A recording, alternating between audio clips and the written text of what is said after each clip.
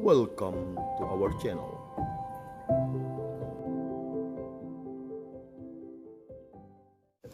Bapak, Ibu, Saudara-saudari yang terkasih, kita kembali berjumpa dalam Renungan Harian Katolik Riak Sabda hari ini Jumat tanggal 1 Mei 2020.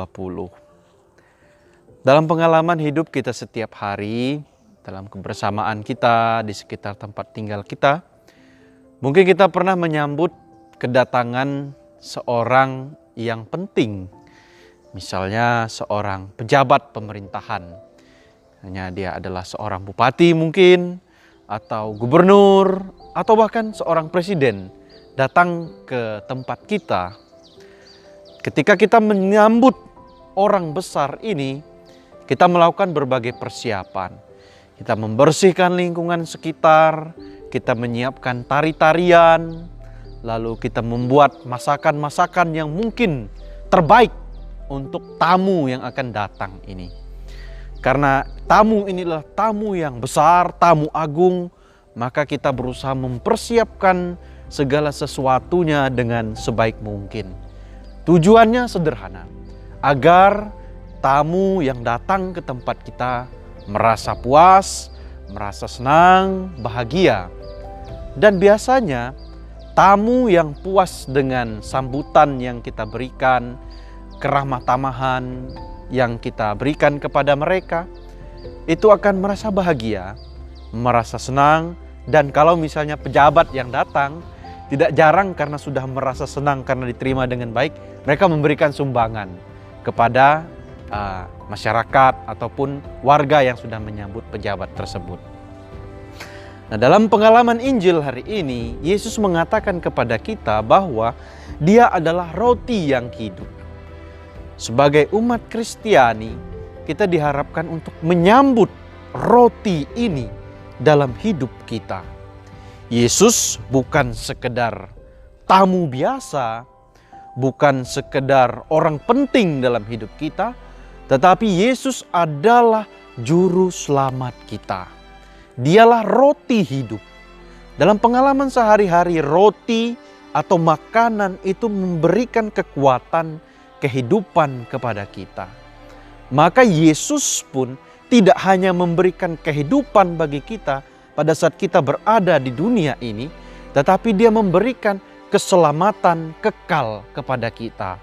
Maka kita harus menyambutnya dengan hati yang benar-benar bersih, dengan sikap yang sungguh-sungguh berserah diri kepadanya. Karena Yesus sendiri mengatakan, barang siapa makan dagingnya dan minum darahnya, Dia sendiri akan tinggal bersama dengan kita.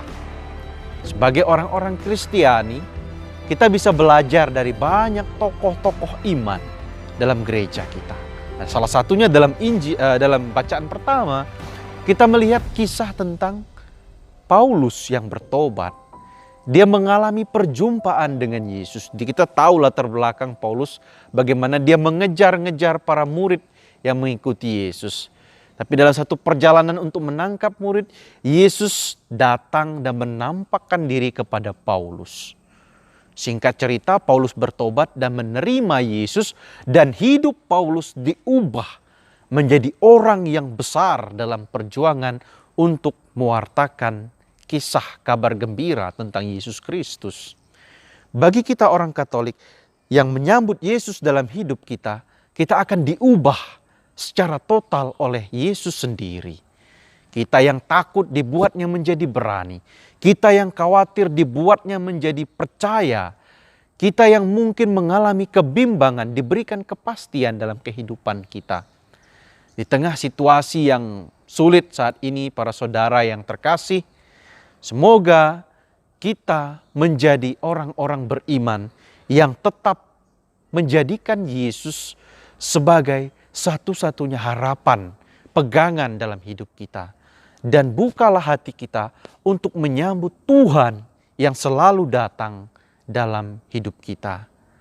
Dengan berbuat baik kepada sesama, menyambut siapa saja yang datang kepada kita, bersikap sopan santun, tidak merendahkan sesama dan memperhatikan saudara-saudari kita yang mengalami kekurangan.